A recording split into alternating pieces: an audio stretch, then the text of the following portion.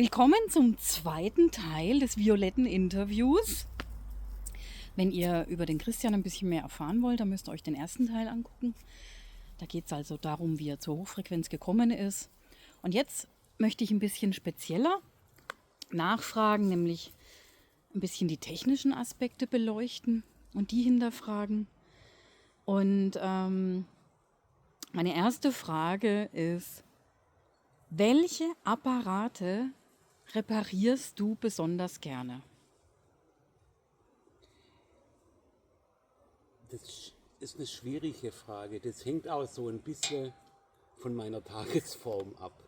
Vom Prinzip her repariere ich gerne Apparate, die im Originalzustand sind. Das heißt also, an denen noch nicht jemand eine Modifikation vorgenommen hat, wo ich wirklich noch sehen kann, wie hat der Apparat mal ursprünglich funktioniert, und den Zustand, den versuche ich auch durch meine Reparatur, die eher eine Renovierung ist, wiederherzustellen. Das heißt, ich ersetze die Kabel, ich ersetze die Kondensatoren, ich mache die Kontakte sauber, ich überprüfe, ob die Spulen funktionieren.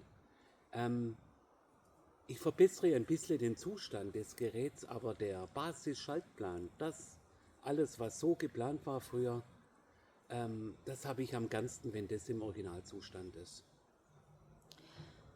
Und das ist dir dann auch wichtig an der Reparatur, also dass dieser Originalzustand bleibt, oder ist das eher ein untergeordneter Aspekt?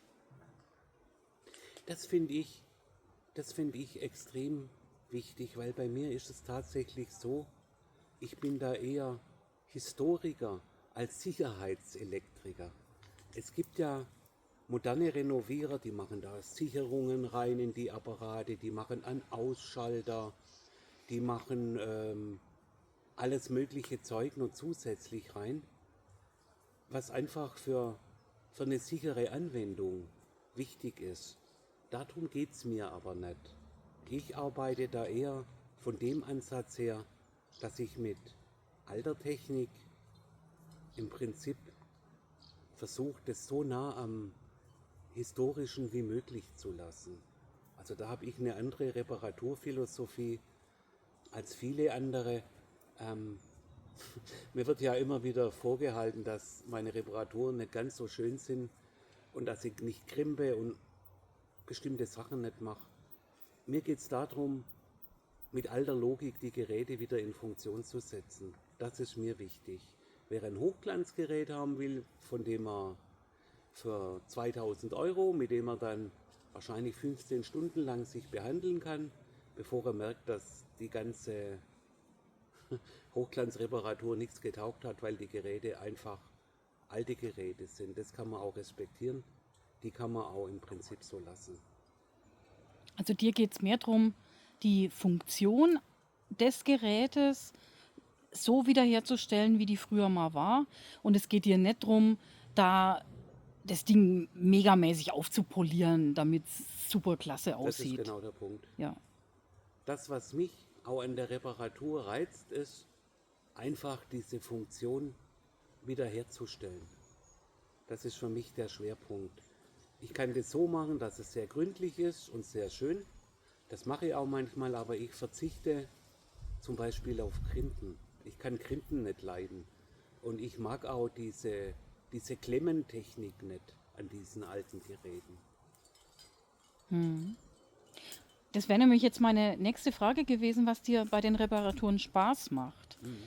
Also so wie ich das raushöre, macht dir nicht Spaß, da jetzt das so modern und sauber wie möglich irgendwie hinzukriegen. Was, was für mich der Kick ist, ist das Bild vom Schaltplan, was ich im Kopf habe, zu vergleichen mit dem Schaltplan und mit dem Energiefluss von dem Gerät. Und die sind oft abweichend. Und da das geistig nachzuvollziehen, was da passiert ist, was da anders ist, weshalb das ist und was das für die Renovierung bedeutet, das ist für mich eigentlich das Interessanteste an der Reparatur.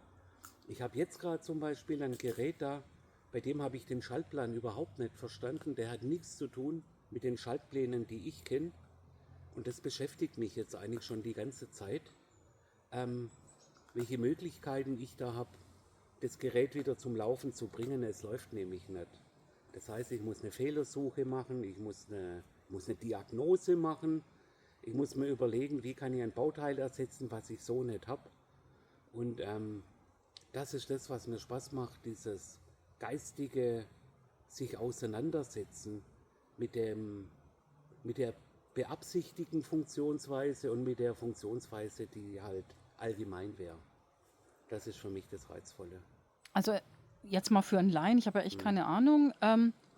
Also sind die Schaltpläne durchaus unterschiedlich und du Voll. musst dich jedes Mal reinfuchsen Die neu. sind total unterschiedlich. Man sieht relativ genau auf einen ersten Blick, ich würde sagen, etwa 60% der Schaltpläne sind identisch mit dem Ursprungsschaltplan, den ich im Kopf habe, aber 40% nicht. Und das sind die spannenden.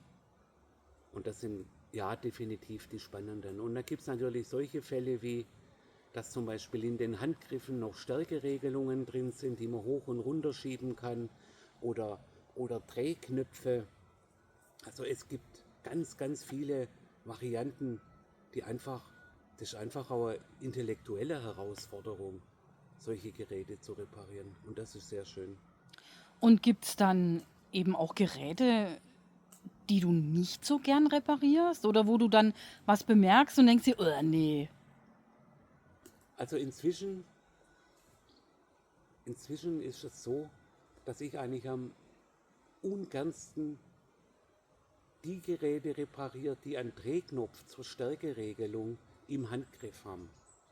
Das sind so alte Helios-Geräte zum Beispiel. Die sind erstens ganz, ganz klein von ihrer Maschine her, da muss man unglaublich rumfummeln. Und dann haben die Dinger auch noch einen Drehknopf für die Stärkeregelung im Handgriff, wo es Verlötungen zu der Primärwicklung gibt. Und die sind fast immer abgebrochen. Da hat man so viel Ärger mit den Geräten. Da mache ich eigentlich inzwischen so ein bisschen einen Bogen rum. Ich habe nur ein einziges von der Bauart mal gesehen und das war leider auch das einzige, das ich tatsächlich dann abgegeben habe. Dem trauere ich heute noch hinterher. Also hast du dann auch Lieblingsapparate, also von den Firmen her zum Beispiel, irgendeine Marke, wo du sagst, auch die kann ich im Schlaf reparieren oder hey, die repariere ich gern oder nee, will ich nicht reparieren? Hast du so eine Top-10-Liste? Apparate, die ich besonders lieb, sind die Apparate von der Firma Tefra. Und zwar am liebsten den N53, den Typ 2, den mit dem schwarzen Gehäuse. Das sind die besten deutschen Apparate, die es je gab. Und ich habe zur Firma Tefra, die es leider inzwischen eigentlich nicht mehr gibt, habe ich ein ganz persönliches Verhältnis, weil ich unglaublich stolz drauf bin, weil das der größte deutsche Hochfrequenzapparatehersteller halt nach dem Zweiten Weltkrieg war und die haben das ewig lang durchgehalten. Also ich glaube, Tefra sind meine Favoriten von der Geschichte her und von der Bedeutung. Manche Leute sagen, naja, die Apparate sind nicht so stark, aber da kommt es nicht drauf an, ob die stark sind, sondern es kommt darauf an, dass diese Zellen im Körper durch die Hochfrequenz in eine sanfte Schwingung versetzt werden. Und dazu taugen die Geräte hervorragend. Also meine Favoriten sind und bleiben die Tefras. Und arbeitest du derzeit denn an einem neuen Buch? Ja, ein bisschen Geheimnis. Ich arbeite an einer zweiten Runde von meinem Reparaturbuch. Das erste Reparaturbuch ist ja jetzt schon auch fast 10 Jahre alt. Ich habe in der Zwischenzeit einiges dazugelernt, auch über Diagnose und Analysen und habe viele Dinge auf dem Tisch jetzt gehabt, die ungewöhnlich und spannend waren. Auch teilweise, wo ich neue Methoden entdeckt habe. Und da arbeite ich im Augenblick an dem Buch. Gibt es da schon eine Aussicht, wann du damit fertig bist? Ich denke oder? Anfang nächsten Jahres. Anfang nächsten Jahres kommt es raus. Also ich habe schon einige Kapitel geschrieben und das wird gut, das wird super spannend. Es sind viele, viele Sachen drin, die im ersten Buch halt nur gestreift worden sind oder gar nicht erwähnt. Und da arbeite ich jetzt gerade dran. Da werde ich den Winter nutzen, um das Buch fertig zu machen. Wunderbar. Du, dann danke ich dir. Sehr gern. Wunderschön. Dann würde ich sagen, vielleicht gibt es ja noch mal einen dritten Teil. Schauen wir mal. Und jetzt warten wir auf den Eismann. Jetzt warten wir auf den Eismann. Ganz genau. Habt einen schönen Abend. Schönen Ade. Abend. Tschüss.